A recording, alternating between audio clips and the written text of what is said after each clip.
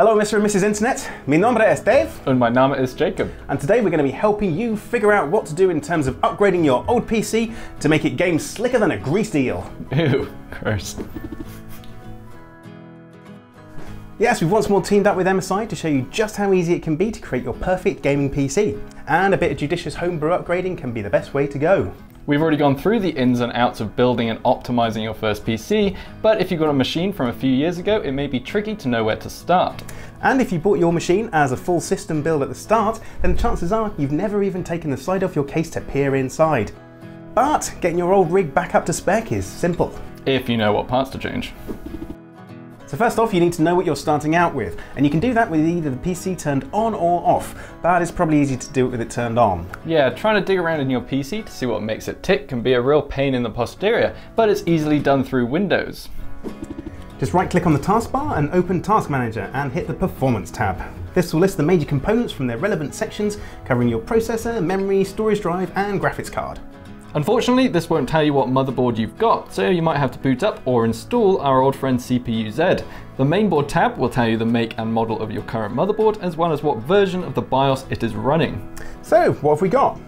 Well, we've pieced together an aging gaming rig that would have been a pretty powerful machine 6 or so years ago. That's probably a fair bit longer than most people's upgrade cycles, but we wanted to show you that even something this old still has legs. We've nabbed old chips from colleagues' basements, blanked ancient motherboards off eBay and kicked around MSI's old stockroom just to see what aging components we could dig out from under piles of different GTX 1080s and X299 motherboards.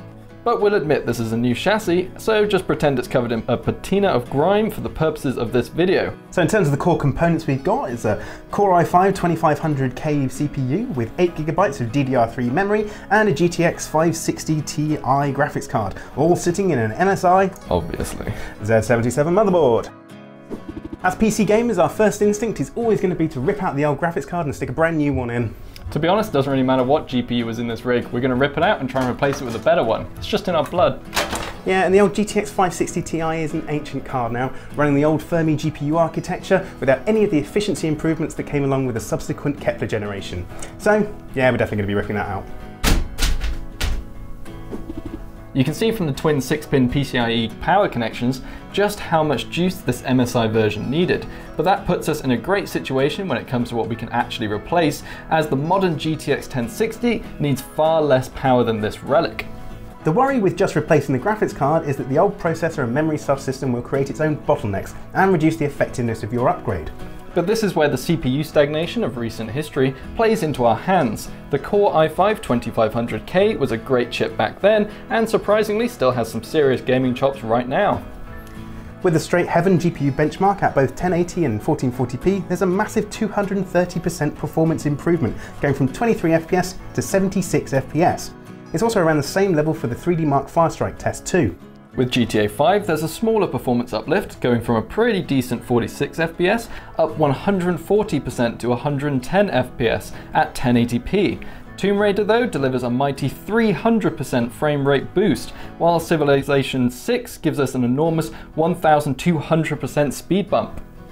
For straight gaming performance then, a simple graphics card upgrade from the 560 Ti to a GTX 1060 will deliver a huge frame rate boost to your aging PC, even with this old 6 to 7 year old processor. SSDs can make a huge difference to your overall PC experience, but just don't tell our MSI overlords that we're recommending them, because they don't actually make any. No, but solid state drives will not give you a massive frame rate boost in your favourite games, but absolutely everything else that you do with your PC will feel far more slick as a result of one running your rig. It's an easy upgrade too. Even if you can't face a fresh Windows install, you can always clone your old drive and get up and running in no time. We've gone from a lowly 7,200 RPM spinning platter drive to one of Crucial's new MX500 series SSDs. This 500GB drive is surprisingly affordable at just £115, and it makes a huge difference. Booting into your OS, opening folders and starting applications will be instantly sped up, and game load times can be slashed too. We've shaved 15 seconds off the load time of GTA 5 and 28 seconds off the time it takes to actually get into the game itself, and all just by upgrading to an SSD. This is the big one. Unfortunately, if you want to replace that Sandy Bridge CPU, then you're going to have to carry out some pretty invasive PC surgery. Yeah, unfortunately, because of the way Intel do their thing, processor sockets change with almost every new generation. So if you want to upgrade your processor, you're going to have to upgrade your motherboard too. And because that Sandy Bridge CPU is from the DDR3 days, you're going to have to upgrade to DDR4 as well, and that's where things get very expensive.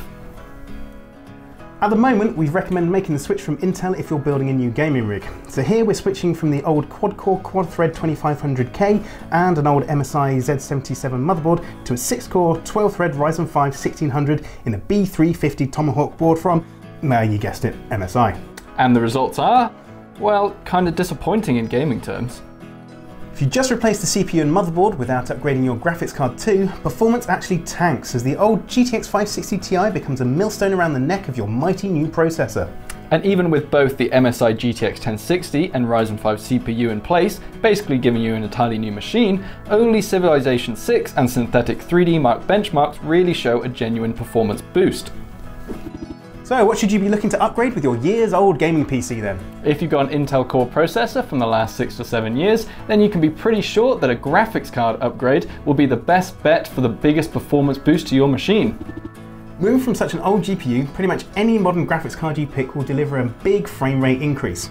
Obviously the GTX 1060 is still a relatively high-spec GPU and annoyingly rather expensive right now, but the gaming returns make the upgrade almost worth it. After the graphics card, we'd suggest making the switch to an SSD. This can make your PC feel much more responsive and will offer genuine performance improvements to game and level load times too. The last thing we'd recommend upgrading with your old Intel machine would be the processor. Unfortunately, a CPU upgrade means a new motherboard too, and for us it meant buying new memory as well. The costs then become rather high, and the platform upgrade will basically require a full rebuild of your entire PC. That's a pain and should only be done when you've upgraded as far as you can without it. We hope you found this video useful, and if you have, then give us a like down below. Also subscribe to the channel and check back at PCGamesN.com for more hardware and gaming news, reviews, and pretty much everything else you can think of. All the other good stuff. Thanks for watching. Cool. Cheers, bye.